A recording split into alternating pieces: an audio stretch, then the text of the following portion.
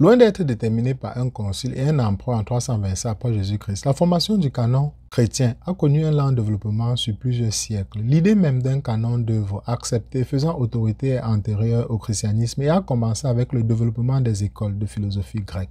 Alors que les œuvres de philosophie clés circulaient dans les décennies qui ont suivi leur mort, d'autres œuvres qui leur étaient attribuées à tort ont également trouvé leur place dans la circulation.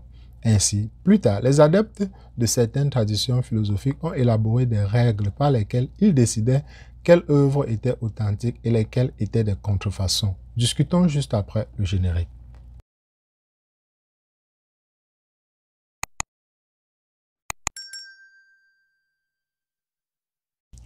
Au début du IIe siècle, le christianisme était confronté à un problème similaire, avec un large éventail de textes, de lettres et d'évangiles en circulation, prétendant tous être des œuvres authentiques de la première génération de chrétiens.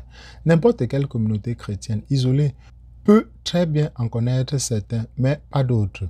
Ils ont peut-être également eu des exemplaires de quelques-uns d'entre eux, mais n'en ont entendu parler que d'autres, puisque les exemplaires de tous les livres étaient très chers et précieux. Et ils ont peut-être également utilisé divers autres écrits, dont beaucoup n'ont pas trouvé leur place dans la Bible. Il n'y avait pas d'église unique et centrale qui dictait ces choses à ce stade précoce. Chaque communauté fonctionnait soit dans un isolement relatif, soit dans une communication intermittente avec d'autres communautés, et il n'y avait pas de tests standardisés ni de liste établie des tests faisant autorité et de ceux qui ne le faisaient pas à ce tout début de la foi chrétienne. La foi mère du christianisme, le judaïsme, possédait une pléthore similaire de tests religieux parmi lesquels il en choisissait quelques-uns et les considérait comme des écritures et faisant particulièrement autorité en tant que parole de Dieu. Il existe des preuves que cette idée commençait également à être appliquée à certains des premiers écrits chrétiens, avec des références à 4 évangiles définitifs rédigés par Irénée au milieu du IIe siècle et une référence à l'interprétation des lettres de Paul aux côtés du reste des écritures, étant rédigées dès 120 après Jésus-Christ. Voir 2 Pierre chapitre 3 verset 16. Mais il semble que c'est l'hérésie de Marcion qui a donné au christianisme du IIe siècle l'impulsion nécessaire pour commencer à définir lesquels de ces différents textes avaient le statut d'écriture et lesquels n'en avaient pas.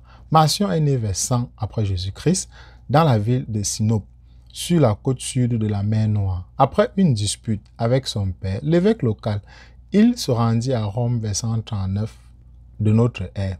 Là, il commença à développer sa propre théologie chrétienne, une situation très différente de celle de son père et de la communauté chrétienne de Rome. Marcion a été frappé par la forte distinction faite par Paul entre la loi des Juifs et l'évangile du Christ. Pour Marcion, cette distinction était absolue.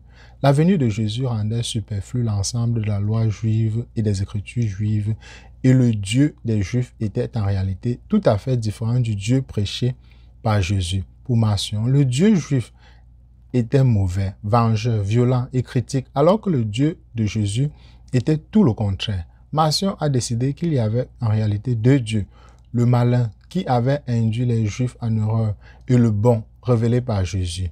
Cette compréhension a conduit Marcion à élaborer un canon de l'écriture chrétienne, le premier du genre, qui excluait toutes les écritures juives qui composent l'Ancien Testament et qui comprenait 10 des épîtres de Paul et un seul de l'Évangile, l'Évangile de Luc.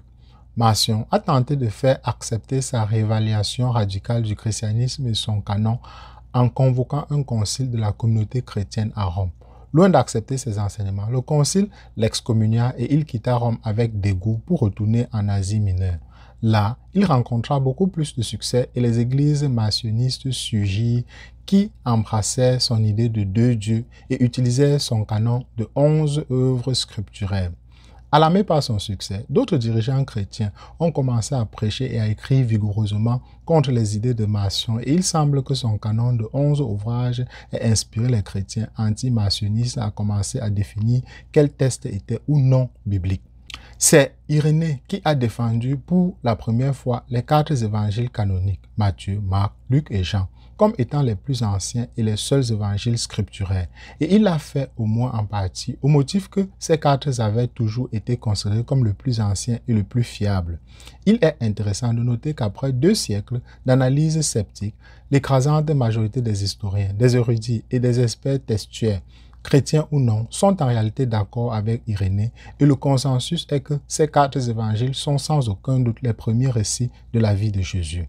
Peu de temps après la défense par Irénée des 4 évangiles canoniques, nous obtenons notre première preuve d'une liste définie de textes scripturaires, un manuscrit appelé Canon muratorien, date de la fin du IIe siècle après Jésus-Christ et a été découvert dans une bibliothèque de Milan au XVIIIe siècle. Il détaille que les 4 évangiles canoniques, Matthieu, Marc, Luc et Jean, ainsi que la plupart des autres livres trouvés dans le Nouveau Testament moderne, ainsi que quelques-uns qui ne le sont pas, la sagesse de Salomon et de l'Apocalypse de Pierre, sont scripturaires et faisant autorité. Il donne également une certaine approbation à d'autres ouvrages plus récents comme le berger d'Hermas, mais dit qu'il ne devrait pas être lu à l'Église comme les Écritures. Le document du canon muratorien accepte 23 des 27 ouvrages qui composent désormais le Nouveau Testament dans la Bible. Il rejette également explicitement plusieurs livres au motif qu'ils sont récents et écrits par des groupes marginaux et hérétiques, et il s'intéresse spécifiquement aux œuvres du leader gnostique Valentius et de Marcion et de ses disciples. Il semble que le défi posé par Marcion et d'autres groupes dissidents ait amené les premiers chrétiens à déterminer quels livres étaient scripturaires et lesquels ne l'étaient pas. Et il semble aussi que les œuvres récentes, qu'elles soient hérétiques comme les évangiles gnostiques ou non comme le berger d'Hermas, n'avaient pas le statut d'œuvre des premières années du christianisme. Seuls ces premiers ouvrages étaient considérés comme faisant autorité. Il est donc clair que le processus visant à décider quels textes étaient canoniques et lesquels ne l'étaient pas était déjà bien engagé plus d'un siècle avant même la naissance de l'empereur Constantin. Cela a également continué longtemps après sa mort. Le contemporain de Constantin, l'historien chrétien Eusèbe, entreprit de résumer les écrits du Nouveau Testament dans son livre d'histoire, une œuvre écrite vers la fin du règne de Constantin. Il énumère les œuvres qui sont généralement reconnues, y compris les 4 évangiles canoniques, les actes, les épîtres de Paul, 1 Jean, 1 Pierre et l'Apocalypse de Jean. Bien qu'il dise cela est encore contesté par certains. Il donne d'autres textes qui, selon lui, sont encore contestés, y compris Jacques, Jude, 2 Pierre et 2 et 3 Jean. Il donne d'autres livres qui sont probablement faux, puis en énumère d'autres qui sont définitivement considérés comme hérétiques, notamment les évangiles de Pierre, Thomas et Matthias et les actes d'André et de Jean. Ainsi, non seulement le processus de décision sur le canon a commencé bien avant Constantin, mais il y avait encore un débat au sein de l'Église sur le canon à son époque et ça a continué. En 367, Athanase écrivit sa 39e lettre festive dans laquelle il présentait les 27 livres actuels du Nouveau Testament. C'était la première fois que ce canon était définitivement énoncé par un homme d'Église, un symbole convoqué à Rome par le pape Damas en 382 après Jésus-Christ, a également examiné la question du canon et, avec l'aide du grand érudit multilingue Jérôme, a arrêté les mêmes 27 livres présentés par Athanase. À ce stade, il n'existait encore aucune autorité centrale susceptible de contraindre les communautés ecclésiales de quelque manière que ce soit. Mais les conseils locaux et les synodes d'Hippone et de Carthage en Afrique du Nord, puis plus tard en Gaule, se sont également mis d'accord sur le même canon. Cette définition locale signifie qu'il n'y en ait eu en fait aucune déclaration définitive de la part de l'Église catholique quant à la composition du Nouveau Testament jusqu'au Concile de Trente en 1546, 1209 ans après la mort de Constantin.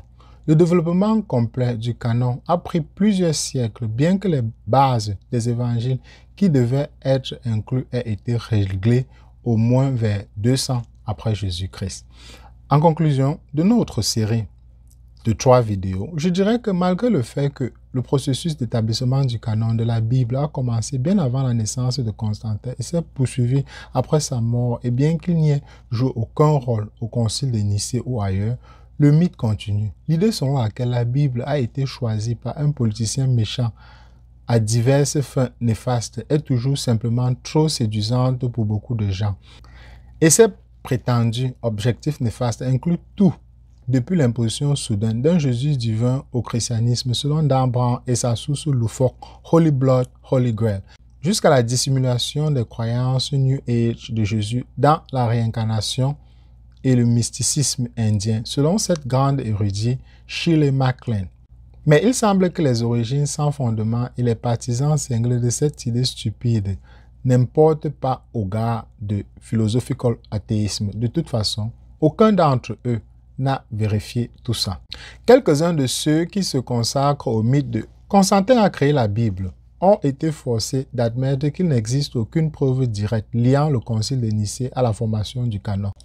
Ils s'accrochent donc à deux éléments de preuve pour tenter d'établir un lien entre le concile de Nicée et la formation du canon. Pour sauver l'idée, le premier est une référence du 5e siècle par Jérôme dans son prologue à Judith, où il note que le livre de l'Ancien Testament de Judith a été trouvé par le concile de Nicée comme ayant été compté parmi les Écritures saintes. Ce qui, selon eux, signifie que le Conseil a une sorte de discussion sur la composition du canon. Malheureusement, Jérôme note simplement que Judith était considérée comme scripturaire dans la mesure où elle était mentionnée dans les délibérations du Concile. Alternativement, il souligne un récit de Serbe, de Césarée, dans sa vie de Constantin, détaillant comment l'empereur lui a chargé de superviser la copie et la production de 50 exemplaires des Écritures sacrées. Les Écritures saintes exactes ne sont pas précisées. On ne sait donc pas si cela fait référence à l'Ancien Testament, à un canon du Nouveau Testament ou aux deux. Mais cette demande et une autre adressée à Athanase d'Alexandrie à la même époque reflètent simplement le fait qu'une telle entreprise était si coûteuse qu'il fallait le parrainage impérial pour la financer, et cela semble être l'un des nombreux actes de patronage du christianisme. Par Constantin, ils n'ont pas une tentative d'établir son propre canon. Comme nous l'avons déjà montré, le canon était de toute façon en bonne voie d'être établi bien avant cela. Eh bien, nous avons au terme de cette vidéo. J'espère que vous avez appris énormément sur cette série de vidéos sur Constantin. On se retrouve très rapidement pour la suite de notre étude sur l'histoire et la religion. Prenez tout soin de vous. À bientôt.